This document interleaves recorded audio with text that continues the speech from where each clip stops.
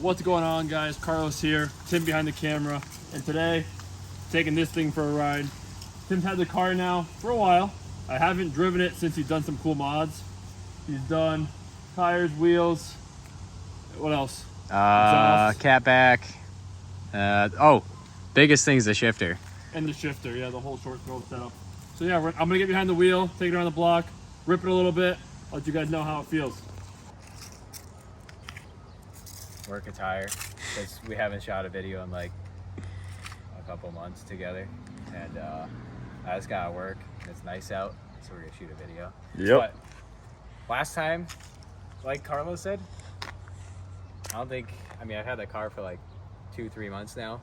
Last time he drove it was when I first bought it, so we're kind of he's been missing it. And I also haven't been able to rip it at all, because when I drove it it before the car was broken in, so you're gonna let it rip. Gotta get some gas, break the bank nowadays with the old low gas prices. So far I don't really remember driving the car before, to be honest. It was just around the block, but the shifter does feel nice. Tim, I don't know exactly the name of it, but it's what's it called? Hybrid racing. It's right now he has it at like the highest setting, so it definitely sits a little high to my liking. I don't really like it as much, but it bites really well, and it's nice and tight, and it's not to the point that it's dumb, you know what I'm saying?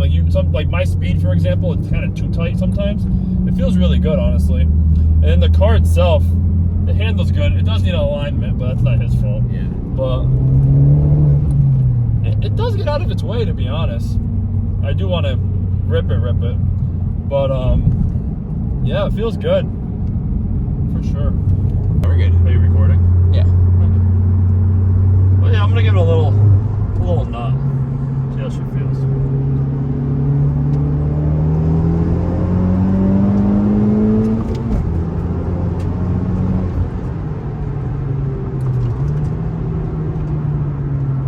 Now it's like stop on the brakes pretty good. Yeah, the brakes work good. Uh-huh.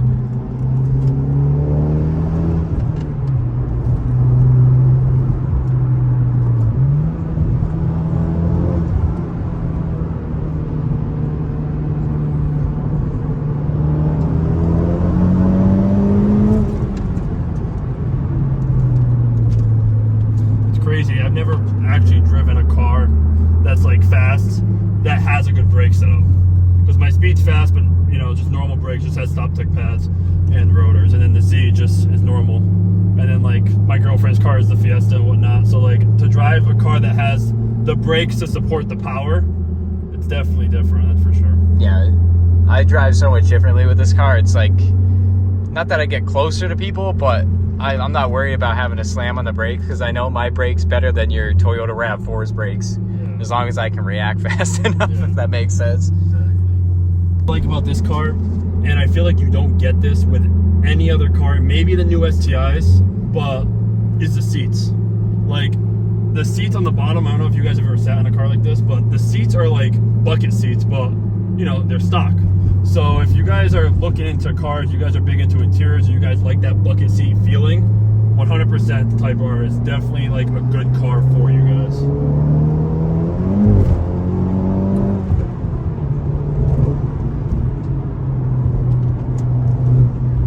Yeah, but it's very confident. Right now we have it in that R mode, so the steering is nice and tight, and you definitely can feel the difference. Yeah, and the suspensions, when you put it on the Plus R, it's like really stiff, almost too stiff sometimes, but if you're ripping, like, you don't even notice it. That's what you want. It feels good. So compliant.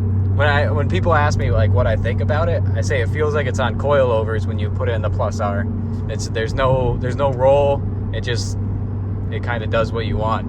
It gives me that raunchy feel that my Z has normal driving, and then when you put in that comfort, it feels more like a luxury car. But when you're ripping, you want it, in my opinion, you want it in the R all day. It just feels way more responsive. And I think that's one of the most impressive things that this car does. His Z's, it's got hydraulic steering. It's a very engaging car to drive, and this is almost 20 years newer, and it still has that engaging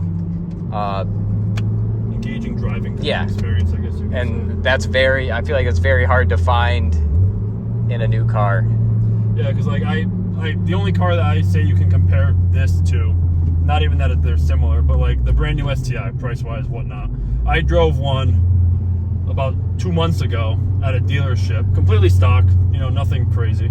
And I was so bored. I was absolutely bored behind the car, and I ripped it. And to be honest, it did nothing for me. Obviously, with some mods, it's a completely different story. But like this car, you know, it doesn't have anything besides the short throw in the exhaust. And in my opinion, it's way more fun, whatever you want to call it, than the STI is. And I mean, some people just, they want the all-wheel drive, but I think this thing does a pretty good job of hiding it. And I mean, on the track, it's gonna smoke an STI without all-wheel drive. So, but you can't do a dig. Yeah, I don't really want to do a dig, anyways. Not really made for that. Do a little second gear, like 3,000 RPM, little ripper.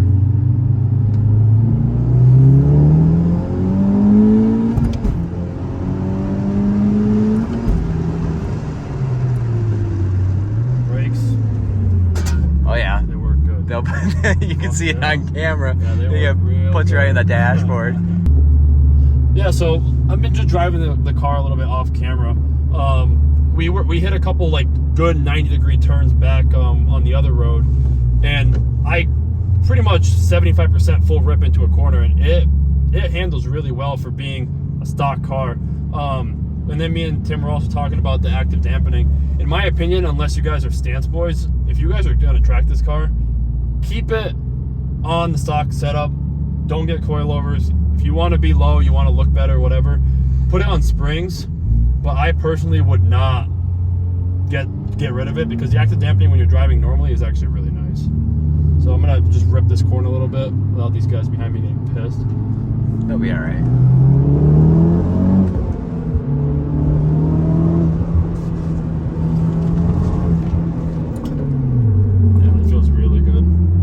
Reminds me of my Z, obviously a completely different car, but like it can handle it. It doesn't matter. Like you can throw it in there, and like you might not be confident, but the car is confident for sure. Yeah, and when I take people for a ride all the time, I'm like, I promise I won't kill you. It feels way different when you're behind the wheel. Like it almost makes you not feel invincible, but it gives you such feedback that as a driver, you feel wicked confident and that nothing bad's gonna happen. It honestly feels like the car, like obviously I'm no professional driver, so you know, but this car can handle better skills than mine, you know what I'm saying? So when you're going into a corner with my skills, the car is ready for something way better than what I can give it, but you still feel it good. Like that, I'm not gonna say how fast it was, but it was fast, and it handled it not like nothing, but you definitely could have went into that even harder and it would have taken it.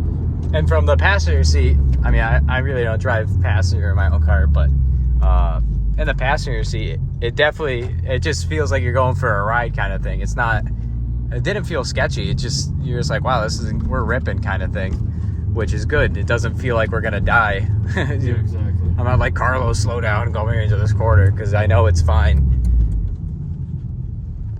Just to like wrap the video up and say my thoughts, this car is fun. Like a lot of people are talking shit, but to be honest, for the price and for the competitors in the same market that you want to say, I guess, this car, in my opinion, interior wise, mod wise, boost wise, even color option wise, is definitely the Type R over the STI, over the Focus RS, unless you want, you know, all-wheel drive, or you want that hatch. But you can get cool colors. Look at the steering wheel, look at the seat belts, like look at the bucket seats. And then you get basically a 300 horsepower car. In my opinion, the STI is not like that. And it feels good. It honestly feels good.